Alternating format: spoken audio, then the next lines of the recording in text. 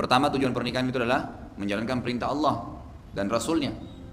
Sebagaimana kata Nabi SAW, an-nikahu sunnati, faman ragiba an sunnati falaysa minni. Nikah adalah bagian dari sunnahku, yang tidak mau melakukan sunnahku maka bukan dari golonganku.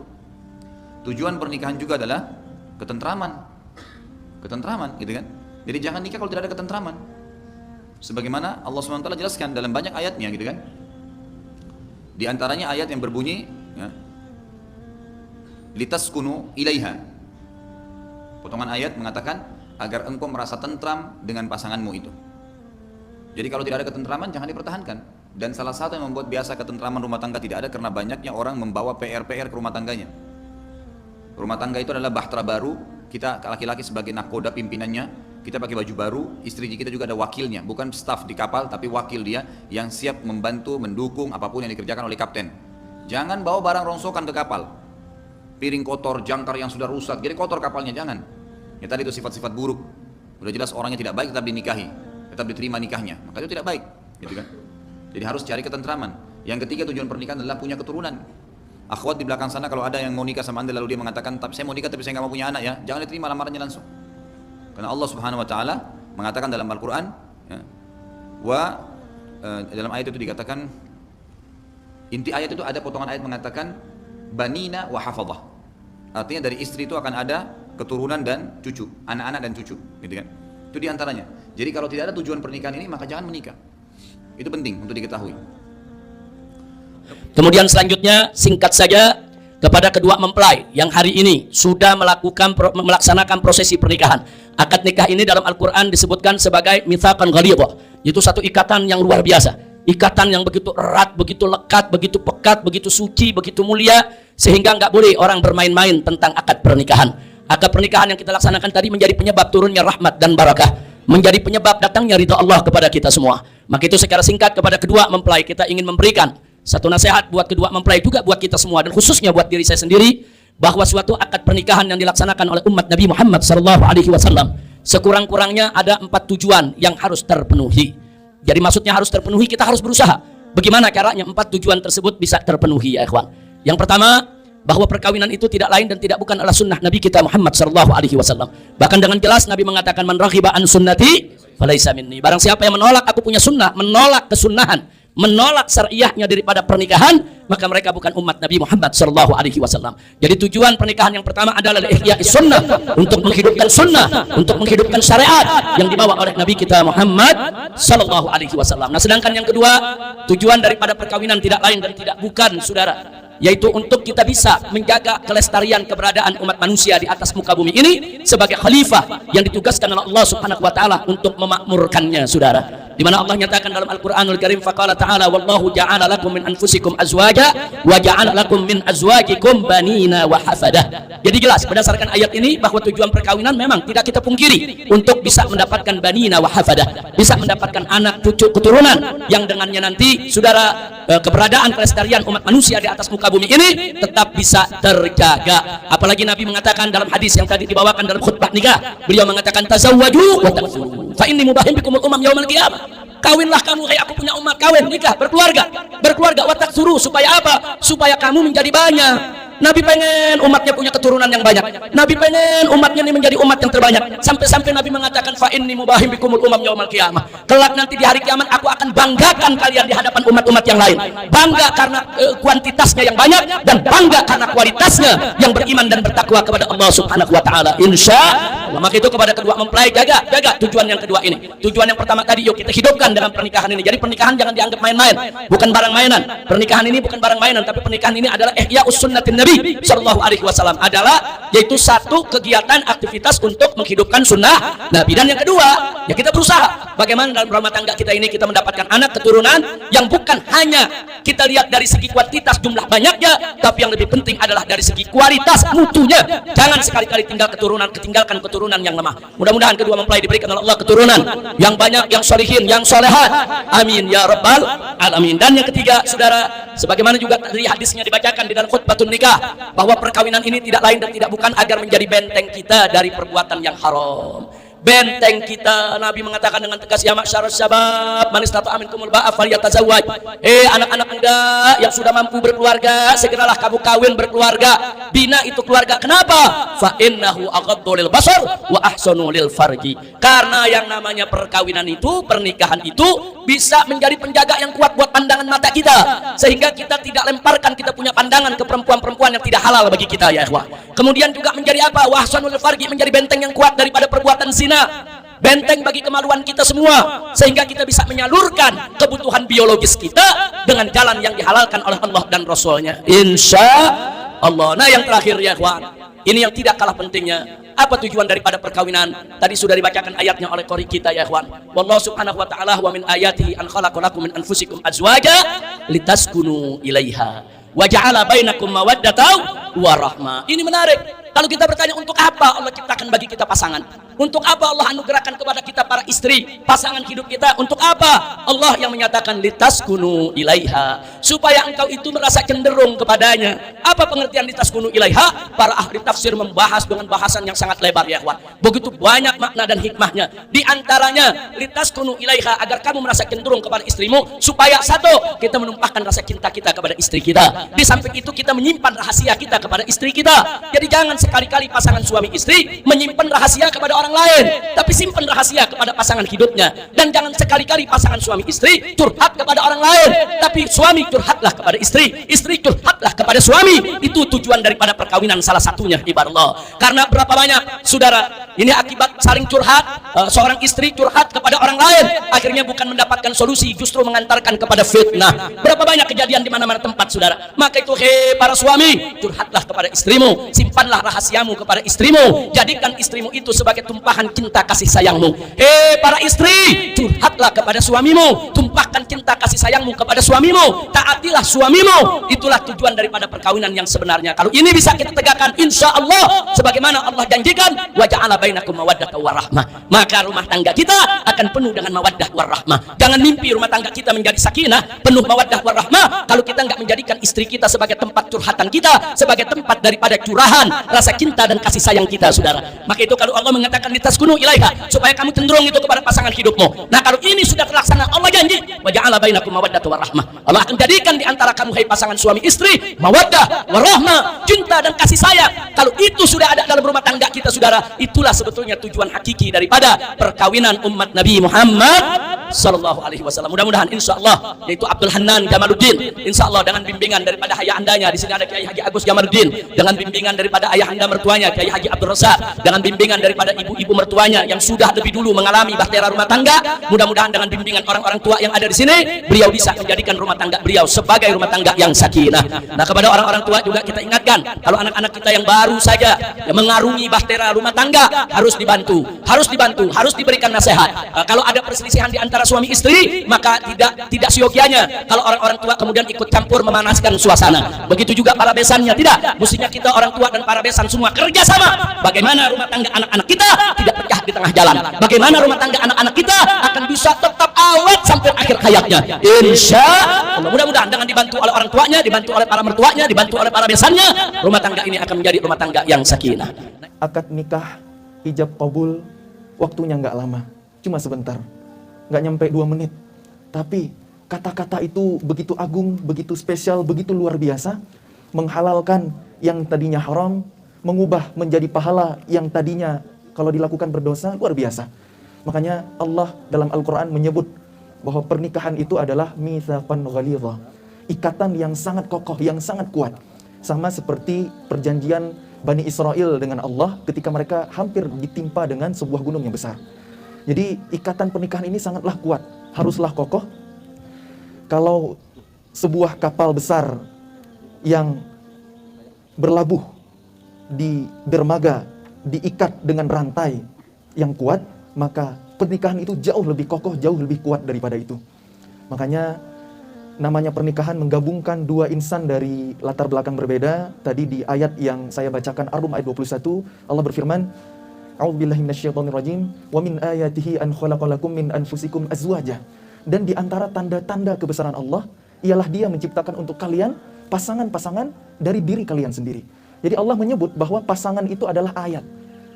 Biasanya Kalau kita punya tujuan ingin menuju ke suatu tempat, maka bahasa Arabnya adalah al-alamat, diserap ke dalam bahasa kita menjadi alamat. Nah, yang disebut dengan ayat itu adalah sesuatu yang akan mendekatkan kita kepada Allah. Jadi menikah ini adalah dalam rangka taqarrub ilallah, kita semakin dekat kepada Allah. Namanya menggabungkan dua pribadi yang berbeda, dua latar belakang keluarga yang berbeda, itu tidak mudah. Pasti butuh yang namanya penyesuaian. Bahkan bahagia, suka, duka terkadang akan terselip dengan duka, dengan ujian, dengan goncangan gitu.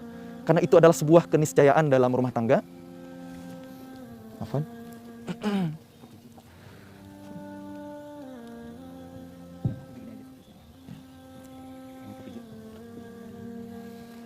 Maka rumusnya adalah Quran surah Al-Baqarah ayat 287. Hunna libasul lakum wa antum libasul lahun. Mereka, para istri, adalah pakaian bagi kalian, para suami.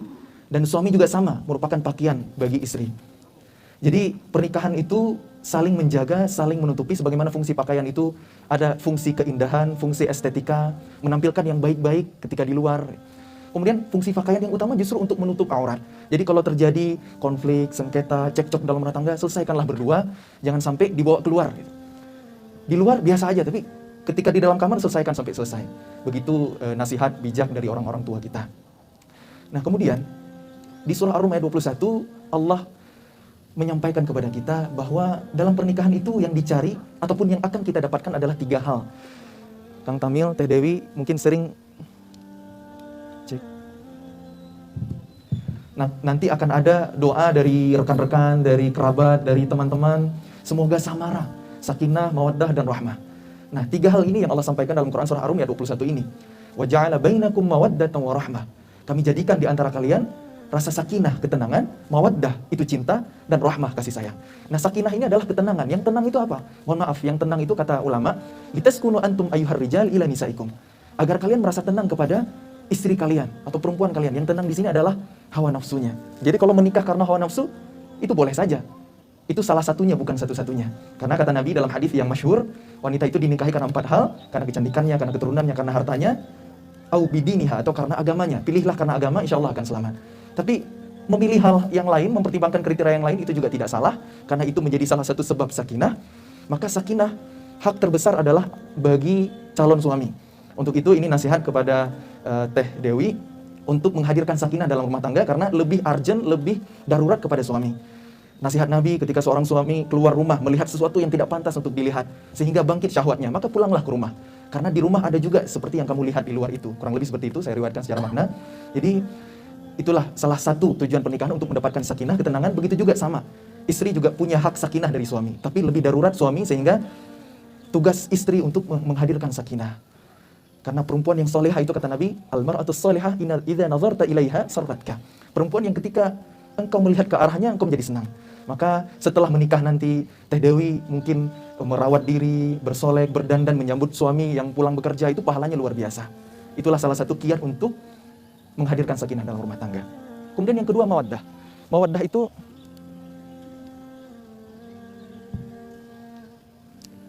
baterainya lemah. Sorry. Baterainya lemah. Yang kedua adalah mawaddah. Mawaddah itu artinya cinta. Ada banyak kata cinta dalam bahasa Arab. Kata Ibnu Qayyim Al-Jauzi rahimahullah ta'ala, itu sampai ada 60-an kata dalam kitabnya Rawdatul Muhibbin, taman orang-orang yang memendam cinta dan menanggung rindu. Jadi mawaddah itu salah satu cinta dalam bahasa Arab. Cinta yang tumbuh dengan sebab-sebab fisik material. Jadi perhatian, kecantikan, ketampanan, termasuk isi dompet barangkali ya. Itu sesuatu yang menyebabkan cinta itu tumbuh. Dan ini cinta yang variannya adalah mawaddah. Itu sangat wajar, apalagi sebelum dan di awal-awal pernikahan. Namun ingat, mawaddah ini biasanya ada durasinya, ada limitnya. Badan yang tadinya tegap, lama-lama jadi bungkuk. Yang tadinya anggun, jelita, lama-lama akan memudar. Itulah fitrah, itulah sunnatullah. Maka kita butuh hal yang ketiga, yang Allah janjikan, yang Allah jamin ada dalam rumah tangga, yaitu rahmah. Rahmah itu rasa cinta kasih, sayang yang muncul dari lubuk hati terdalam. Makanya kenapa perempuan itu Allah titipkan rahim dalam diri mereka. Apa itu rahim? Rahim itu tempat janin tumbuh besar, yang merasakan kasih sayang dari ibunya yang luar biasa. Sangat nyaman. Sampai-sampai orang yang memberikan kasih sayang itu, ibu yang mencurahkan kasih sayang lewat rahimnya kepada calon anaknya kelak, itu rela berkorban, rela sakit. Duduk gak nyaman, sakit yang bertambah-tambah, berpayah-payah, itulah hakikat dari rahmah. Kenapa bayi menangis ketika lahir ke dunia? Salah satu tinjauan akhlaknya kata ulama, karena bayi itu khawatir, ia tidak akan memperoleh kasih sayang yang ia rasakan seperti yang ia dapatkan ketika berada di rahim ibu. Maka rahmah itulah yang perlu dipupuk, ditanam, ditumbuh suburkan dalam pernikahan. Karena itulah yang akan awet sampai mudah-mudahan usia kakek nenek, bahkan sampai nanti di surga. Karena berumah tangga bukan hanya di dunia, tapi untuk sehidup sesurga. Kiat sukses dalam rumah tangga juga tidak terlepas dari dua hal yang Allah firmankan dalam Quran surah An-Nisa ayat 34. Ini untuk jadi catatan buat saya pribadi, buat tamu undangan, dan yang teristimewa untuk Kang Tamil dan Teh Dewi. Jadi Allah berfirman, A'udzubillahi minasyaitonirrajim, "Ar-rijalu qawwamuna 'alan nisa'i bima faddalallahu ba'dahum 'ala ba'd wa bima anfaqu min amwalihim. Fas-salihatu qanitatun hafizatun lil ghaibi bima hafizallah." Jadi, rumus sukses berumah tangga itu ada dua hal. Satu untuk suami, satu untuk istri. Dan masing-masing dari hal itu terbagi menjadi dua cabang. Nah, kita bahas satu-satu. Yang pertama untuk suami dulu, calon suami dulu. Ar-rijal, laki-laki itu qawwamuna 'alan nisa. Qawwam bagi perempuan, bagi istri. Apa itu qawwam? Qawwam itu ada banyak sekali makna. Qawwam itu bermakna pemimpin, pelindung, pengayom. Ada banyak sekali makna dari qawwam. Nah, apa parameter suami ini memiliki qawwam? Bima faddalallahu ba'dahum 'ala ba'd. Karena Allah melebihkan sebagian mereka laki-laki atas sebagian yang lain. Jadi Allah berikan kelebihan berupa kekuatan, kelebihan berupa akal logika, dan kelebihan kewajiban penafkahan. Wa bima anfaqu min amwalihim. Yang wajib memberikan nafkah itu adalah laki-laki. Perempuan boleh-boleh saja ikut bekerja. Jumhur ulama, ulama ada yang berbeda pendapat ya, ikhtilaf ulama tentang misalnya bolehnya perempuan keluar rumah. Tapi anggaplah di zaman kita hari ini, kita ambil yang boleh, tapi tetap yang wajib memberikan nafkah adalah laki-laki. Karena dari kepemimpinannya, dari ilmunya, dari pengayomannya, dari pembimbingannya, disitulah muncul qawwamahnya seorang laki-laki. Dan kata hubung dengan kalimat berikutnya adalah waw. Ulama menafsirkan satu huruf waw ini punya makna yang luar biasa, karena setiap huruf dari Al-Quran itu adalah mu'jizat. Waw di sini bisa berarti penghubung, melanjutkan kalimat pertama dan kalimat kedua. Kemudian makna berikutnya adalah kalimat berikutnya itu dipengaruhi oleh kalimat sebelumnya, meskipun kalimat berikutnya itu bisa berdiri sendiri. Maksudnya gimana tuh? Nah, kita lihat aja ya. Fas-shalihat, mohon maaf bukan huruf waw ya, huruf fa yang sedang saya bahas. Fas-shalihat qanitat hafizat. Maka perempuan-perempuan yang salihah. Jadi maksudnya di sini, salihahnya seorang perempuan itu besar pengaruhnya dari qawwamahnya seorang laki-laki. Walaupun perempuan itu tetap bisa salihah dengan dirinya sendiri, tanpa bergantung kepada seorang suami, apalagi kalau didukung oleh seorang suami. Apa parameter salihah? Fas-shalihat qanitat hafizat. Qanitat itu taat kepada Allah, taat kepada suami. Tidak ada taat kepada makhluk dalam rangka bermaksiat pada Allah. La ta'ata fi maksiatillah. Jadi selama suami tidak mengajak bermaksiat kepada Allah, maka wajib taat. Wajib taat. Itu adalah ukuran salihahnya perempuan. Selain tadi ya, perempuan yang salihah, yang senang ketika dilihat, yang taat ketika disuruh, patuh gitu. Karena kedudukan suami itu luar biasa. Ini kalau lagi bahas kedudukan suami, baiknya suami jangan dengar dulu ya. Ke Tewi dulu.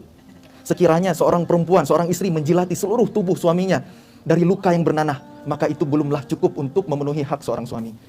Jadi begitu luar biasa kedudukan suami dalam rumah tangga, sehingga ini menjadi catatan buat istri gitu. Nanti berikutnya, hafizat lil ghaibi bima hafizallah. Perempuan yang salah itu adalah yang menjaga diri. Menjaga diri itu ketika suami keluar rumah, menjaga dirinya, kehormatannya, tidak menerima tamu yang non mahram gitu, atau dengan seizin suaminya, menjaga anak-anak, menjaga harta, itu tugas perempuan. Apalagi hari ini batas teritorial dimensi udah sangat hilang ya dengan era digital gitu. Etika bersosial media gitu. Kalau harus misalnya berkomunikasi dengan lawan jenis, entah itu urusan pekerjaan, maka posisikan diri seperti suami ada di samping. Itu bagian dari menjaga diri untuk di zaman sekarang. Nah, jadi dari dua hal ini adalah kunci suksesnya rumah tangga. Suami ada porsinya sendiri, istri ada porsinya sendiri. Masing-masing fokus kepada kewajibannya, jangan menuntut hak. Itu kunci suksesnya rumah tangga ya. Karena kalau kita misalnya tahu istri yang baik itu begini, itu sebaiknya dipelajari ilmunya oleh calon istri atau istri nantinya. Suami yang baik begini, itu dipelajari oleh calon suami. Karena kalau dibalik itu, suami mempelajari bagaimana istri yang ideal seperti Sayyidah Khadijah radhiyallahu anha. Nanti yang ada dalam rumah tangga adalah menuntut. Begitu juga sebaliknya seorang istri, Rasulullah tuh begini, begini, begini. Ketika ada konflik dalam rumah tangga, misalnya salah satu istrinya Sayyidah Aisyah radhiyallahu anha pernah cemburu dan membanting piring di depan tamu gitu. Itu bukan pembenaran boleh berbuat begitu, tapi itu adalah pelajaran bagi suami untuk bersabar menghadapi istri. Wa'ashiruhunna bil ma'ruf, dan bergaullah kalian dengan mereka para istri dengan cara yang pantas, dengan cara yang patut. Rasulullah bersabda, khairukum khairukum li ahli wa ana khairukum li ahli. Sebaik-baik kalian adalah yang paling baik kepada keluarga kalian, dan aku adalah orang yang paling baik terhadap keluargaku. Nah, ini nasihat kepada suami. Nah, istri jangan dengar dulu. Jadi masing-masing ada porsinya ya. Ada porsinya, fokus kepada kewajiban. Karena hakikat cinta yang melahirkan rahmah itu adalah memberi sekaligus berkorban gitu. Jadi itulah puncak dari cinta ya. Memberi tanpa ada tuntutan balasan. Tapi dengan sendirinya akan kita dapatkan balasan yang lebih baik itu insyaallah. Dan terakhir satu hal lagi, di ayat 35 di surah An-Nisa, wa in khiftum shiqaqan bainihima fab'atsu hakaman min ahlihi wa hakaman min ahliha. Itu berbicara tentang keretakan rumah tangga. Jika kalian khawatir akan terjadi retaknya rumah tangga. Ayat itu berbicara tentang itu. Kenapa ayat 35 hadir? Itu kalau ayat 34 tidak dijalankan, tidak dilaksanakan. Maka sekali lagi, qawwamahnya suami, solehahnya perempuan, itu adalah kunci suksesnya rumah tangga. Mudah-mudahan rumah tangga kita bukan hanya di dunia. Ingat pesan Allah dalam surah At-Tahrim ayat 6, qu anfusakum wa ahlikum nara. Jagalah diri kalian dan keluarga kalian dari api neraka. Qu anfusakum, jaga diri kalian. Seseorang yang tidak bisa menjaga dirinya, mustahil bisa menjaga keluarganya. Maka penting dalam rumah tangga ini terus ilmui diri. Karena jarang ada gelar, jarang ada sekolah, jarang ada kampus, jurusan rumah tangga, jurusan jadi orang tua, jurusan jadi suami, jurusan jadi istri. Padahal pernikahan adalah ibadah yang paling lama. Kalau sholat kita harus belajar fikih, harus belajar taharah. Puasa juga sama, zakat ada hitungannya, ada nisab, ada haulnya, haji ada manasiknya. Apalagi pernikahan yang durasinya mungkin lebih dari separuh usia kita, tentulah sangat butuh yang namanya ilmu. Karena ibadah yang diterima itu sesuai ilmu dan niat yang ikhlas.